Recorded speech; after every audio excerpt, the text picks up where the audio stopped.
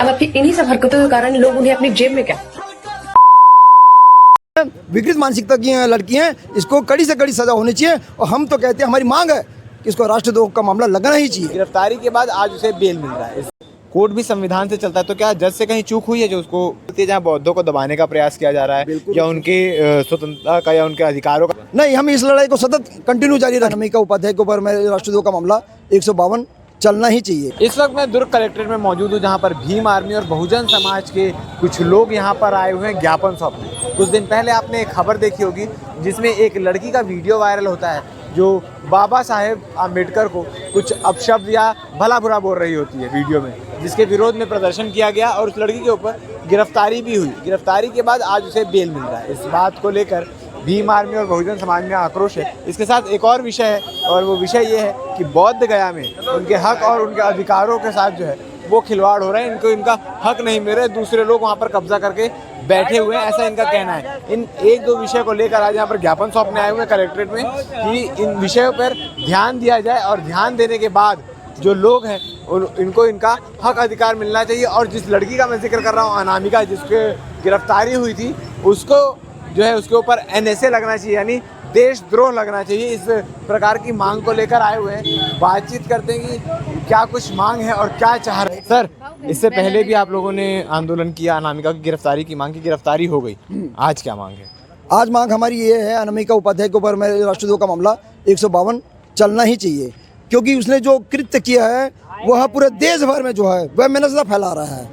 वह मैनस इस प्रकार से फैला रहा है, अनामिका उपाध्याय ने केवल बाबा साहब के ऊपर में ही टिप्पणी नहीं की है, वरन जितने महापुरुष हैं उनके ऊपर में टिप्पणी की है। इसके साथ ही साथ जो भारत की जो मूल भावना है, जो आत्मा जिसको हम कहते हैं भारतीय संविधान के विरोध में उसने टिप्पणी की है। इसके साथ ही साथ जो आरक्षण है उसके ऊपर में अभी जो यूसीजी जो कानून जो लागू होने वाला था, जो बिल आया था, उसके विरोध में यहाँ टिप्पणी की है। इसके साथ ही साथ जातिगत गंदी गालियाँ वो दी है।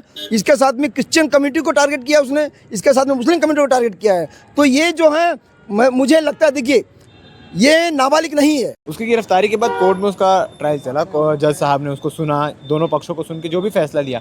कोर्ट भी संविधान से चलता है, तो क्या जज से कहीं चूक हुई है जो उसको? नहीं, मेरी मान सकते हैं जज से थोड़ी सी नहीं, बहुत ज़्यादा चूक हुई है, क्योंकि जिस बेस पे उन्होंने जो है उनको बेल दिया है वो बहुत ही गलत, मैं ऐसा समझता हूँ।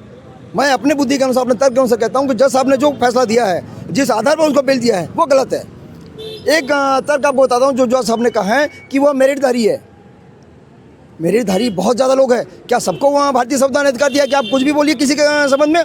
दूसरी बात, उसका जो है क्या करना चाहिए, उसका कैरियर खराब हो जाएगा। उसका अगर कैरियर की चिंता होती, लॉ का स्टूडेंट है, तो इस प्रकार का टिप्पणी नहीं करती वो। दूसरी बात, मैं तो ये कहना चाहूँगा कि यह भारत देश संविधान के अनुसार चलता है। आप जियो और जीने दीजिए सभी को।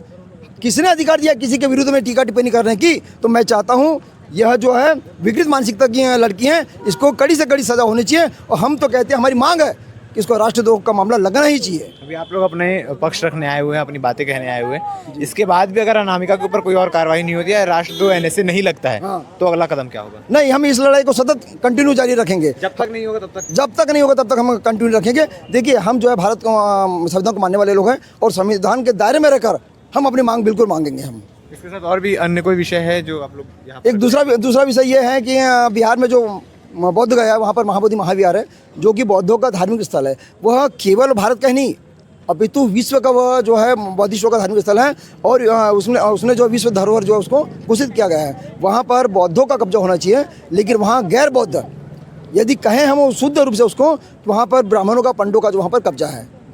हम ये कहते हैं बौद्धों को वहाँ पर स्थान नहीं मिल रहा है। बिल्कुल बौद्धों नहीं, वहाँ कमेटी बनी हुई है।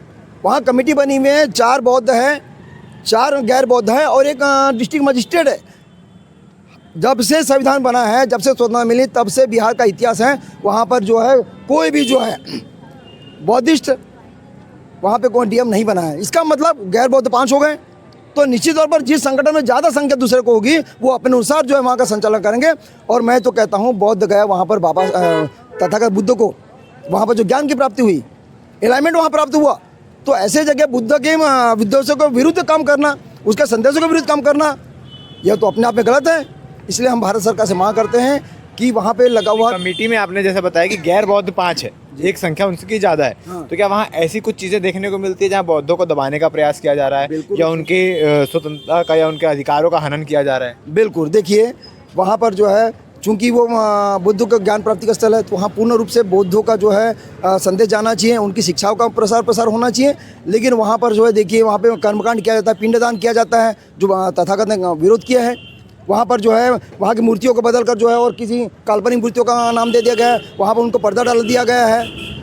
अनगिनत रूप से वहाँ पे जो है अनैतिक रूप से जो है वहाँ पे दूसरे मंदिर बना दिए गए हैं, जो कि गलत है।